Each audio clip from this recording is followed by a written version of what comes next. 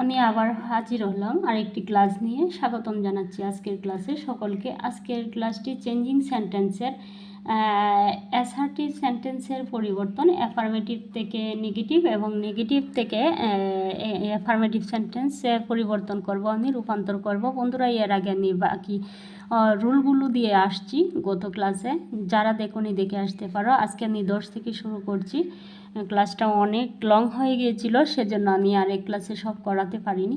দেখো, আমি অত্যন্ত সহজ ভাষায়, আগের ক্লাসটা না দেখলে এখনের ক্লাসটা কেউ বুঝবে না। যারা দেখুনি তারা 1 নম্বর ক্লাসটা দেখে আসতে পারো। অ্যাসার্টিভ সেন্টেন্সের পরিবর্তন, অ্যাফার্মেটিভ থেকে নেগেটিভ, নেগেটিভ থেকে অ্যাফার্মেটিভ। তাহলে দেখো, পার্ট হচ্ছে 1, ঠিক আছে। দেখো, কথা না বাড়িয়ে চলে যাচ্ছি ক্লাসে। দেখো, মাস্ট থাকলে ক্যান নট বসাতে হবে, ক্যান নট ভার্ব বসাতে হবে। হ্যাজ টু থাকলে ক্যান নট ভার্ব বসাতে হবে। হ্যাভ টু থাকলে ক্যান নট ভার্ব বসাতে হবে। দেখো, যারা দেখোনি তারা যদি আজকে হঠাৎ করে এই ক্লাসটাতে আসো তাহলে বুঝবা না। তোমরা প্লিজ আমার প্রথম ক্লাসটা দেখে আসো, তাহলে তোমাদের কাছে একদম ফানি হয়ে যাবে।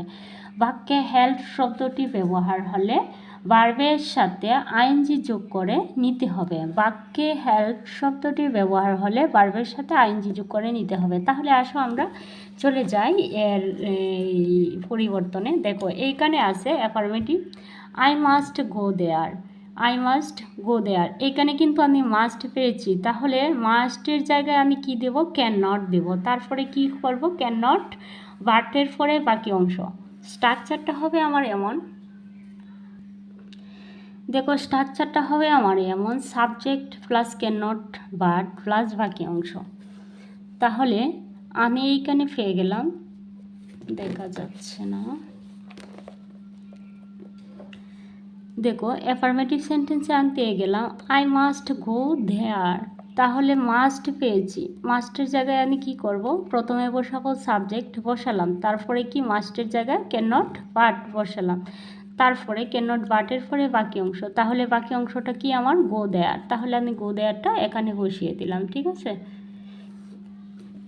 দেখো, আরেকটা উদাহরণ দিয়ে রাখছি। অ্যাফার্মেটিভ থেকে আরেকটা নেগেটিভ করব আমরা। দেখো, he has to do it, he has to. এইখানে হ্যাজ টু ফেলেও ক্যান নট, এইখানে হ্যাজ টু ফেলেও তোমাকে ক্যান নট বলছি আমি। তাহলে এইখানে আমি পেয়েছি he has to do it. তাহলে হি সাবজেক্ট, তারপরে হ্যাজ টুর জায়গায় কি বসাবো? Can not. তারপরে কি? বাকি অংশ। এই বাকি অংশটা বসিয়ে দিলাম।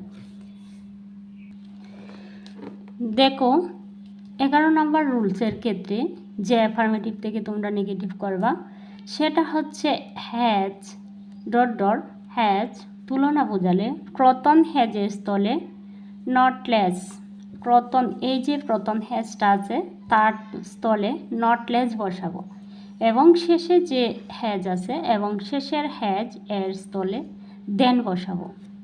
এই হ্যাজের স্থলে দেন ব্যবহার করব। তাহলে আমরা উদাহরণ দেখে নিচ্ছি।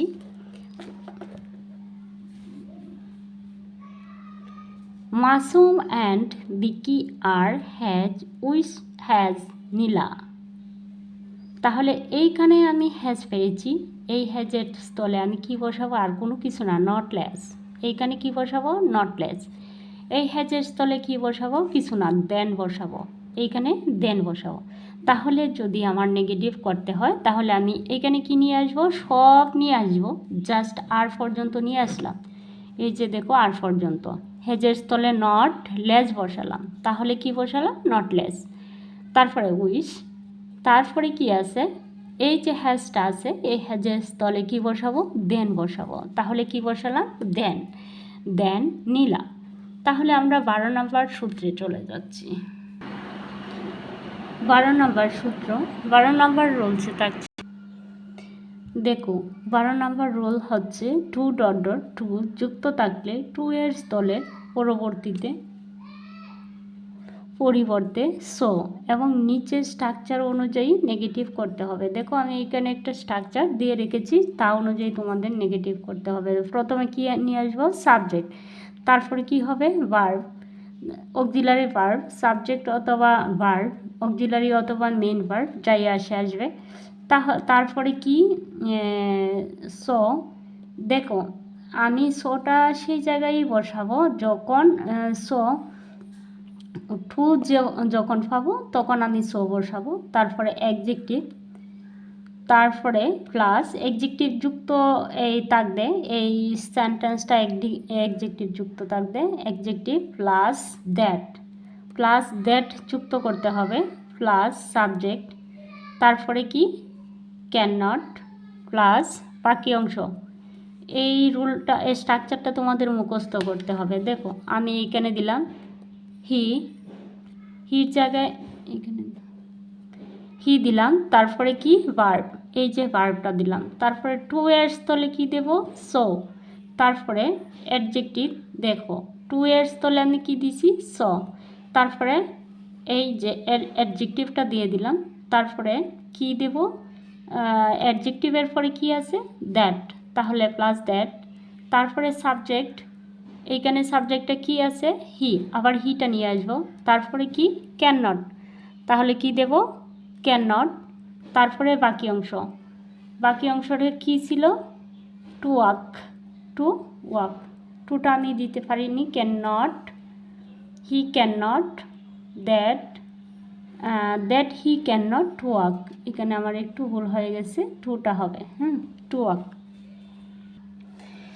যে ক্লাসগুলো দুইটা ক্লাসে আমি অ্যাসার্টিভ সেন্টেন্সের অ্যাফার্মেটিভ থেকে নেগেটিভ এবং নেগেটিভ থেকে অ্যাফার্মেটিভ করিয়েছি, অন্য কোনো কিছুই তোমাদের আর ফলো করা লাগবে না। এগুলো কি করলে তোমাদের অ্যাসার্টিভ সেন্টেন্সের চেঞ্জিং সেন্টেন্স পরিবর্তন কমপ্লিট। আমি এতক্ষণ আমরা অ্যাফার্মেটিভ থেকে নেগেটিভ করেছি, এখন আমরা নেগেটিভ থেকে অ্যাফার্মেটিভ করব। নেগেটিভ থেকে অ্যাফার্মেটিভ করা অত্যন্ত সহজ, আর সেক্ষেত্রে আমি দেখিয়ে দিচ্ছি কি করতে হবে। দেখো অ্যাফার্মেটিভ এর যে নেগেটিভ করার প্রক্রিয়া, এর বিপরীত প্রক্রিয়াটাই হলো নেগেটিভ থেকে অ্যাফার্মেটিভ করার প্রক্রিয়া, নেগেটিভ থেকে অ্যাফার্মেটিভ করার প্রক্রিয়া।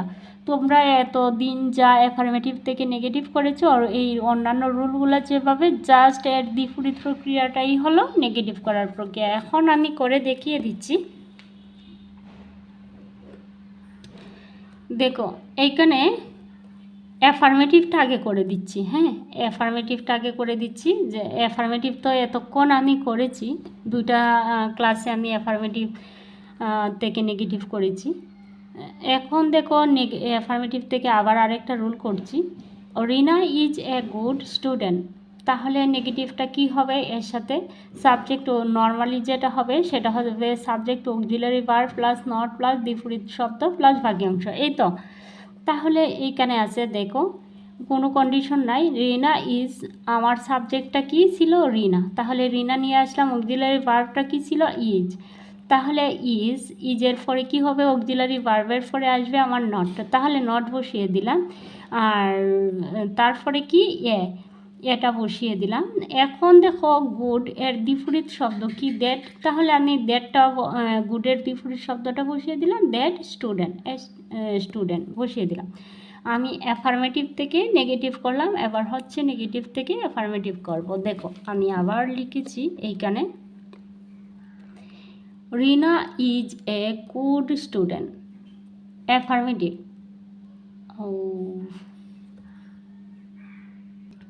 দেখো আমরা এতক্ষণ যা অ্যাফার্মেটিভ করে আসছি, নেগেটিভের বেলাও তা, জাস্ট একটু বিপরীত প্রক্রিয়া। দেখো এখানে আছে কি, Karim is not a that student, negative আছে, Karim is not a that student, সেটাকে আমাকে অ্যাফার্মেটিভ করতে হবে।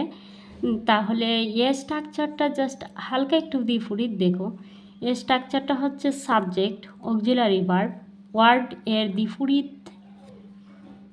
বিপরীত শব্দ বাকি অংশ, এখানে কিন্তু জাস্ট শুধু নোটা নাই, তাহলে আমি কি করব, সাবজেক্ট নিয়ে আসলাম, করিম ইজ, নটটা বাদ, এ গুড স্টুডেন্টের বিপরীত কি হবে, এ দ্যাট স্টুডেন্ট, এর বিপরীত ওয়ার্ডটি হবে এ গুড স্টুডেন্ট, এ দ্যাট স্টুডেন্টের বিপরীত ওয়ার্ড হচ্ছে এ গুড স্টুডেন্ট, খারাপের বিপরীত হচ্ছে ভালো, আর ভালোর বিপরীত হচ্ছে খারাপ, জাস্ট বাকি অংশ। এই যে স্ট্রাকচারটা আছে নেগেটিভের ক্ষেত্রে তোমরা জাস্ট এটা ফলো করবা, subject plus auxiliary verb plus ওয়ার্ডের বিপরীত শব্দ প্লাস বাকি অংশ। দেখো subject plus auxiliary verb plus affirmative ওয়ার্ডটির বিপরীত ওয়ার্ড দ্যাট আছে, দ্যাট থাকলে গুড, আর এই যে বাকি অংশ স্টুডেন্ট, জাস্ট স্টুডেন্ট, এই একটাই যথেষ্ট তোমাদের জন্য। আশা করি তোমাদের এই ক্লাসটি ভালো লেগেছে। যারা আমার প্রথম পর্বটি দেখে আসোনি তারা দেখে আসতে পারো। আর তোমরা কমেন্ট করে জানাও আজকের ক্লাসটি কেমন লাগছে। তোমরা ভালো থাকো, ভালোর সাথে থাকো, সব সময় ভালো থাকো। সকলের মঙ্গল কামনা করে, উজ্জ্বল ভবিষ্যৎ কামনা করে এখানেই বিদায় নিচ্ছি। আল্লাহ হাফেজ।